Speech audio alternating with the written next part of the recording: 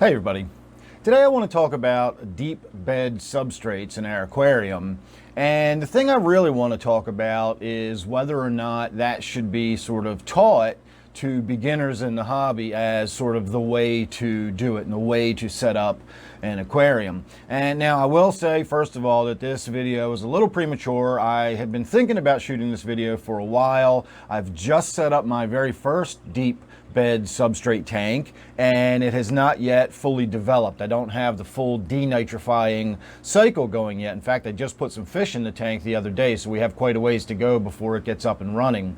But before I get the experience with it, I figure I can throw this out there. We can start this conversation, and then my regular viewers at least will have an idea of kind of one of the things I'd like to find out in this experiment with this deep bed substrate, and that is this the way we should just teach beginners how to do it? I was talking to the owner of my good fish store, the House of Tropicals down in Glen Burnie that I like to go to, and I was talking to him about the deep bed substrate and my experiments with it, and my understanding of it so far is that you simply establish the deep bed, you get the right type of substrate. It doesn't have to be anything overly complicated. You can just use aquarium gravel if you make it deep enough. But the idea is you get it deep enough, and then over time, a denitrifying cycle will establish. So in the same way we have the nitrifying cycle in our aquarium filter that produces the nitrate from the ammonia, the deep bed substrate, the denitrifying bacteria that lives within that deep substrate will take that nitrate and break that down and release it, for the most part, as harmless nitrogen gas that just gets off-gassed out of the water. And therefore you never get this buildup of nitrate in your aquarium. And it really does seem like it's as simple as that. It's not real complicated. It's not a whole lot of other stuff involved in it. The reason I'm shooting this video specifically is because I made a comment with Father Fish this morning. I was talking about the idea of the way he talks about using mulch or leaf litter, sticks and branches and stuff like that that you can get from your local stream or a pond or something. And I personally am very interested in that, and I've been experimenting with that type of thing myself. But the idea that if a new person were to come into the hobby and say, I'm thinking about keeping some fish, I'd like to get an idea of what this is all about, and they suddenly think that they need to go down to their local pond and muck around with a bunch of dead leaves and stuff to get a fish tank started, that's going to scare people away. People are going to run out the door if they think they need to do that to get a fish tank up and running and functioning properly or whatever. And that kind of brings me back to what I had originally said to the owner of the fish store a couple of months ago. I said, if it's so easy to do this, if all you have to do is just set up a deep bed substrate in your tank and just let it run, why isn't that the way it's taught? Every single beginner guide you see that says, starting your first fish tank or how to set up your first aquarium, a lot of them won't even include putting gravel in the tank at all, but most of them will give you some really, really super basic setup with an inch of gravel in the bottom, a couple of plastic plants, and a hang on the back filter, or maybe a sponge filter or something like that. And that's fine. That's super, super basic, but it's adequate. It will function as a living fish tank. And if you do your water changes when you're supposed to, and you do your 10% and 25%, weekly and monthly respectively, you'll have a successful fish tank. I've known people literally that kept fish for years without ever losing a fish, without having algae problems, just flawless aquariums, and wouldn't know what the nitrogen cycle was if you hit them in the face with it.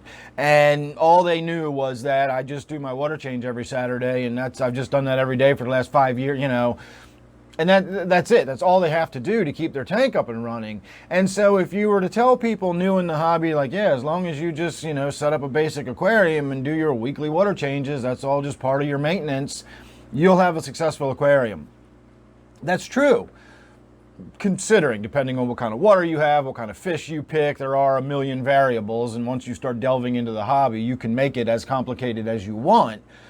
But it doesn't have to be. You can be that person that has no idea why you're doing water changes. You just know you do one every Saturday and your fish are happy and you don't question it. You just do your water changes because that's what you've always done and your fish are happy. So if you were to tell that person, Well, when you set up your tank, if you just put that much substrate in it instead of that much substrate, you won't really have to do water changes, but once every 6 months, the tank will sort of take care of itself a lot more.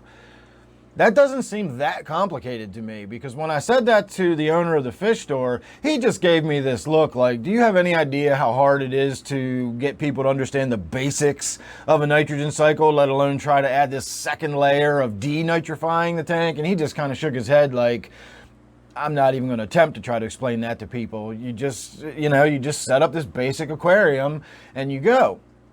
And to me, it just seems kind of odd. Like, why don't we say this is how you set up a tank? From the beginning, we teach people right from day one that you set it up with a deep bed substrate. And again, I'm not talking about going down to your local stream and collecting, leaves and woodwork or something. That's a little more advanced for a fully self-sustaining, self-functioning, self-feeding system that's almost recapitulating a natural environment. That's not what your person that's curious about keeping fish and wondering whether they could do it or not, that's probably a little more than they want to get involved with when they're getting interested in the hobby. And so you pour a bag of gravel, you put a filter on it, you put 2 plastic plants in there and you're good to go. You put some guppies in there and you got yourself a little fish tank. How much more complicated would it be to explain to that person? You just put some deep gravel in there and then you put your 2 plants in there and your guppies and now you've got yourself a fish tank. It's not that extra complicated to simply set up a deep bed substrate. And if it does what I'm expecting it to do, and it does what everybody keeps assuring me that it'll do, then I don't understand why all of my tanks wouldn't slowly change into these deep bed substrate tanks. And from now on, that's just the way I'm going to do it, and would probably promote that as the way to set up your tank initially, from the get-go. Why go through the process of learning how to set up a fish tank that's only partially functioning, that still requires all this extra maintenance and all this extra work on your part to do all these water changes to keep the nutrient levels low and all that, when you can just set it up properly from the beginning and all that stuff gets taken care of? So I'm really curious about that. It could simply be a matter of it's an industry thing. You can't sell a lot of water change products and gravel vacs and prime and water conditioner and stuff if people aren't doing a lot of water changes. So maybe it's just a good way to encourage people to do lots of water changes by not telling them you could simply do this one additional step in the beginning and just not really worry about it. So I don't know, but it's an interesting conversation as to whether or not that should be something that we teach right from the beginning, or that's something that you have to sort of get in the hobby and get your feet under you, and then you can start learning about this deep substrate. It keeps reminding me of when I was in elementary school and I went through 2 years of learning the alphabet and learning how to write and learning words and learning all that stuff, only to get to 3rd grade and have to learn it all over again in a slightly different fashion, because now we're using a squiggly version of these same letters and words, but it's all different now and way more complicated. Why didn't we just learn it that way in the first place? And why are we learning that way if we only use this? It just seems kind of stupid, pointless, and redundant. So the basic setup for a fish tank is essential. That's the basics. You need to, well, again, you don't need to know that or need to understand that, but you do need to have it set up to do that. You do need to have a functioning nitrogen cycle on your fish tank, whether you understand that nitrogen cycle or not. You still need to convert the ammonia to nitrate, and then you do your weekly water changes. You may not know why all that's happening, but you still need to do your weekly water changes.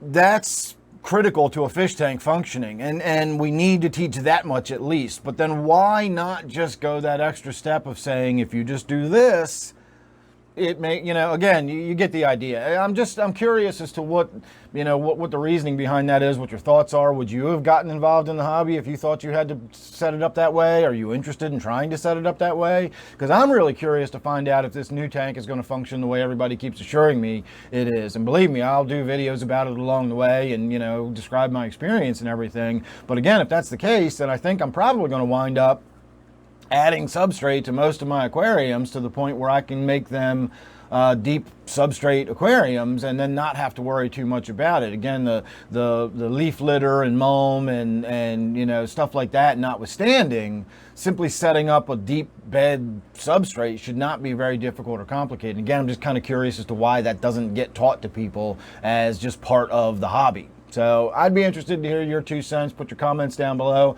Don't forget to check out my other channel. And remember, if you want to show your appreciation for the time and effort I put into my videos, you can do the super thanks, which is a small donation you can make. It'll get your comment pinned at the top, so I will definitely see it. So I'm going to say thanks again for watching this one. Hope you enjoyed that. Please leave your comments down below. I'd love to hear your thoughts, and I will see you real soon in the next one.